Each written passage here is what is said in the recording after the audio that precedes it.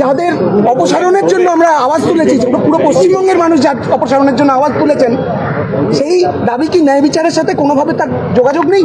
অবশ্যই যোগাযোগ আছে, অবশ্যই যোগাযোগ আছে। এই মানুষগুলি যদি তাদের পদে বহাল থাকে তাহলে তদন্ত প্রক্রিয়া বিঘ্নিত হওয়ার যথেষ্ট সম্ভাবনা আছে। সেই জায়গা থেকে দাঁড়িয়ে আমাদের মনে হয়েছিল যে আজকে আলোচনার মধ্যে আমাদের 1 থেকে 5 প্রত্যেকটি দাবি সমান গুরুত্ব পাবে। আমরা এখনো সেই আশা রাখছি,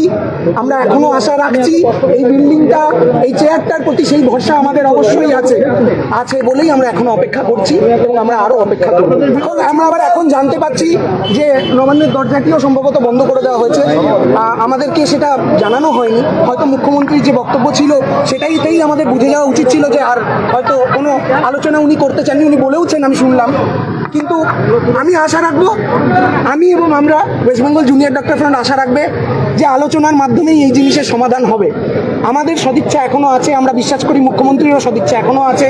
আমরা নিশ্চয়ই আজ না হোক 34 দিন আমরা রাজপথে পড়ে আছি, দরকার হলে 35 দিন থাকবো, 36 দিন থাকবো, 37 দিন থাকবো, কিন্তু আলোচনার মাধ্যমেই এই সমাধান বেরোবে, এটা আমাদের।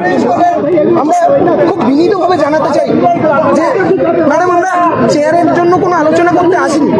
আপনি যদি ওটা ভেবেছেন অত্যন্ত ভুল ভেবেছেন। আমরা এসেছিলাম আমাদের ন্যায় বিচারের দাবিতে, ন্যায় বিচারের দাবিতে, এবং আমাদের যে 5টি দাবি সেগুলো নিয়ে একটি সুষ্ঠু আলোচনা যাতে হয় সেই জায়গা থেকে।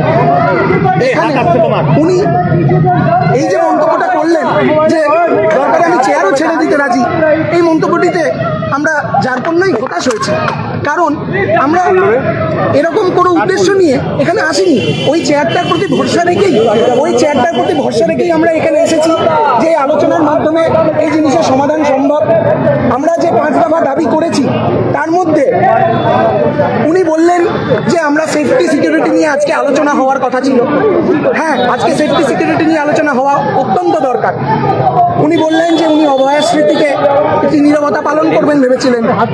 নীরবতা পালন আমরা অনেকবার অনেক জায়গায় করেছি, কিন্তু আজ 34 দিনের মাথায় এসে এই আলোচনা ফলপ্রসূ হওয়া খুব দরকার ছিল।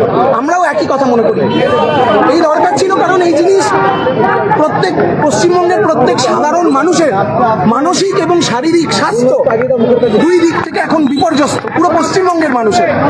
এই জায়গায় দাঁড়িয়ে আমরা মনে করেছিলাম যে আমাদের এই আলোচনাটা করা দরকার। সেখানে এই যে আলোচনাটা যে হতে পারলো না শুধুমাত্র প্রশাসনিক জটিলতার জন্য, এটাতে আমরাও যার পর নাই হতাশ হয়েছি।